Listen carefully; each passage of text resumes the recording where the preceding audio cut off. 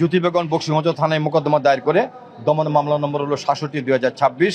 আসামি পাপ্পু, বিজু, বাদশাহ, জুয়েল, আশরাফুল, ইদ্রিস, জসিম এবং আসমা, এই ৮ জনের বিরুদ্ধে তদন্তকারী কর্মকর্তা বিগত চার্জশিট দিল 15/4/২৬ তারিখে।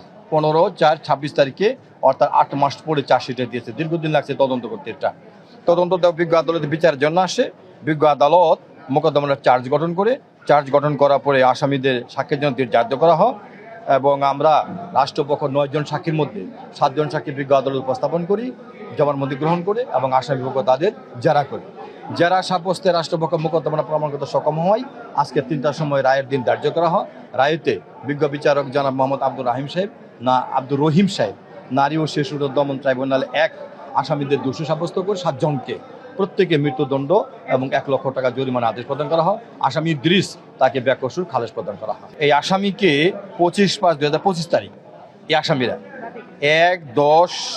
রাত 1:10 থেকে 3:50 নিরক্ষয়াতে জোর করে তাকে টানে নিয়ে ফরিদউদ্দিনের বাড়িতে পালাক্রমে দর্শন করে।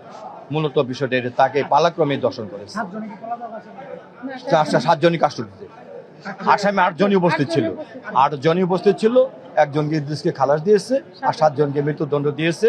মৃত্যুদণ্ড মোতাবেক তাদের জেল হাজতে প্রেরণ করেছে। ঘটনা তারিখটা ছিল 25/5/25 তারিখে, দাঁড়ে হচ্ছে 26/25 তারিখে। সাক্ষী আমরা দিয়েছি 8 জন।